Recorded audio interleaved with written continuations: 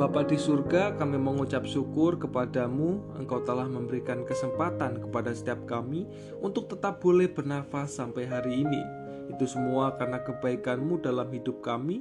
Sebentar lagi kami akan merenungkan sebagian dari firman-Mu. Tolong Tuhan berkati perenungan hari ini, agar melalui firman-Mu, Roh-Mu dapat bekerja dalam hidup kami. Terima kasih Tuhan Yesus, di dalam nama-Mu kami telah berdoa. Amin. Salam sejahtera yang dari Tuhan kita Yesus Kristus dimanapun saudara sekalian berada. Hari ini kita sama-sama akan belajar sebuah tema yang berjudul Rela Berkorban, terambil dalam Kejadian 44 ayat 1-34. Namun kita akan membacakan ayat yang ke-32-34 saja. Demikian firman Tuhan. Tetapi hambamu ini telah menanggung anak itu terhadap ayahku dengan perkataan, jika aku tidak membawanya kembali kepada bapa, maka akulah yang berdosa kepada bapa untuk selama-lamanya.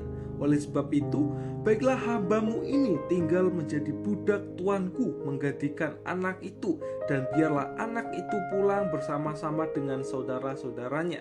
Sebab masakan aku pulang kepada ayahku, apabila anak itu tidak bersama-sama dengan aku tidak akan sanggup melihat nasib celaka yang akan menimpa ayahku.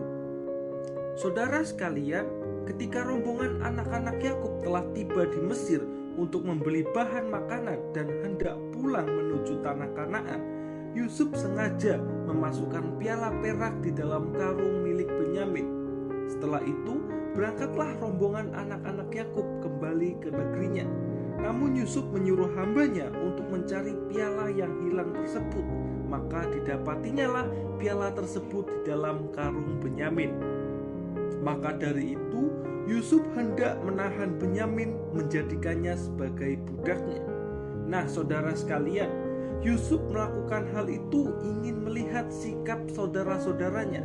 Apakah mereka masih sama seperti yang dulu atau sudah bertobat? Ada juga yang berpendapat bahwa Yusuf hendak menahan Benyamin di Mesir. Apapun itu, apa reaksi saudara-saudaranya ketika Benyamin hendak dijadikan budak oleh Yusuf? Yehuda mendatangi Yusuf dan menjelaskan bahwa kedatangan mereka ke sini tidak ada niat jahat. Yehuda menjelaskan semuanya, dari awal mereka datang ke Mesir hingga kembali datang untuk kedua kalinya, bahwa mereka datang ke Mesir untuk membeli bahan makanan supaya seisi rumahnya tidak ada yang mati kelaparan, dan Yehuda sudah bersumpah kepada ayahnya untuk membawa Benyamin kembali. Yehuda berinisiatif menolong adiknya supaya dapat kembali kepada ayahnya. Bahkan Yehuda berkata kepada Yusuf, baiklah hambamu ini tinggal menjadi budak tuanku menggantikan anak itu, dan biarlah anak itu pulang bersama-sama dengan saudara-saudaranya. Tidak hanya berusaha membela Benyamin, namun Yehuda juga rela mengorbankan dirinya sendiri supaya Benyamin bisa kembali bersama-sama dengan saudaranya, dan ayahnya tidak usah lagi merasa sedih karena Benyamin. Yehuda tidak bisa membayangkan bagaimana ayahnya akan sangat sedih jika tidak bisa membawa Benyamin pulang. Oleh karena itu, Yehuda rela menggantikan Benyamin sebagai budak di rumah Yusuf. Yehuda tidak lagi memikirkan kepentingan dirinya sendiri. Ia rela menjadi budak menggantikan Benyamin. Ia rela berkorban demi orang lain. Saudara sekalian, apa yang dapat kita pelajari dari bagian firman Tuhan hari ini? Di dalam dunia modern sekarang ini, banyak orang hanya mau melihat dirinya sendiri, hanya ingin memikirkan dirinya sendiri, tidak mau berkorban untuk orang lain.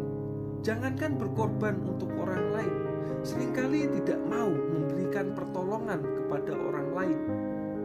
Kita belajar melalui kisah ini bahwa kita harus berkorban untuk orang lain, sama seperti Tuhan Yesus yang adalah anak cucu dari Yehuda, mau menyerahkan nyawanya untuk menyelamatkan umat manusia dari hukuman dosa. Jadi, bagaimana dengan kita? Apakah kita mau berkorban untuk orang lain? Minimal kita tidak mementingkan diri sendiri dan hanya ingin memuaskan dan ada kerelaan untuk membantu orang lain. Dengan demikian, Tuhan akan menggerakkan hati saudara sekalian untuk membantu dan berkorban untuk orang lain. Amin.